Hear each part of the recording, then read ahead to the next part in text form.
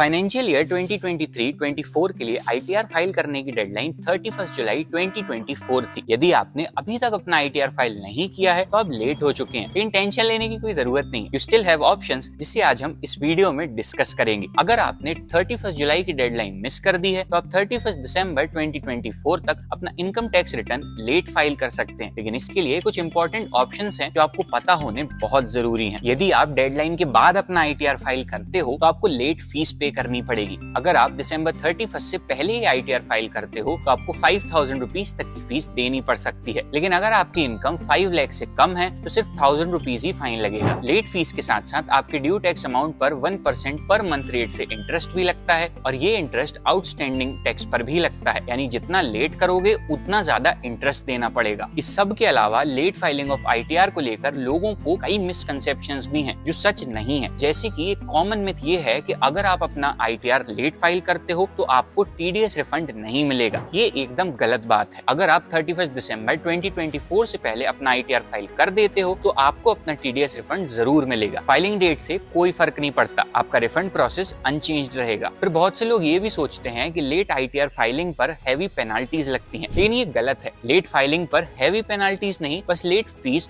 और tax amount पर interest charges लगते हैं। लेट फीस आपके फाइलिंग के लेट होने पर डिपेंड करती है, लेकिन ये उतनी ज्यादा नहीं होती जितना लोग बताते हैं। दूसरा फॉल्स बिलीफ ये है कि late filing automatically income tax notice को ट्रिगर करती है। ऐसा नहीं है। लेट आईटीआर फाइलिंग से income tax department automatically notice issue नहीं करता। नोटिस जनरली उन केसेस में इशू होते हैं जहां आपके रिटर्न में डिस्क्रिपेंसीज होती हैं या फिर इनकम डिस्क्लोज नहीं होती। एक और मिथ ये है कि लेट आईटीआर फाइलिंग से इनकम टैक्स डिपार्टमेंट के साथ रेड फ्लैग रेज हो जाता है। लेट फाइलिंग लीगली परमिसिबल है और ये डिपार्टमेंट के साथ प्रॉब्लम्स क्रिएट नहीं करता। डिपार्टमेंट समझता है कि कई रीजन से डिलेज हो सकते हैं और बस लेट फाइलिंग की वजह से आपके रिटर्न पर इशू अज्यूम नहीं करता। अब यदि आप इसके बाद रिटर्न फाइल कर रहे हो तो इस चीज का ध्यान रखना कि आपकी क्रिप्टो इनकम को सही से शेड्यूल वीडियो में डिक्लेयर किया गया हो। ये बहुत ही जरूरी है, क्योंकि अगर आपकी ट्रेडिंग, स्वैपिंग, स्टेकिंग या माइनिंग से कैपिटल गेन्स हैं तो आईटीआर 2 फॉर्म फिल करना होगा। और यदि आप लार्ज स्केल रिस्क से क्रिप्टो माइनिंग या स्टेकिंग के थ्रू बिजनेस इनकम कमा रहे हो तो आईटीआर 3 फॉर्म फिल करना पड़ेगा। हर डिटेल को ध्यान से फिल करना ताकि आपका रिटर्न एक्यूरेट हो और फ्यूचर में कोई भी प्रॉब्लम ना आए। और यदि आपको अब किसी एक्सटर्नल असिस्टेंस की जरूरत है तो you can always sign up with CoinX। I hope you like this video, and for more such informative videos subscribe to CoinX।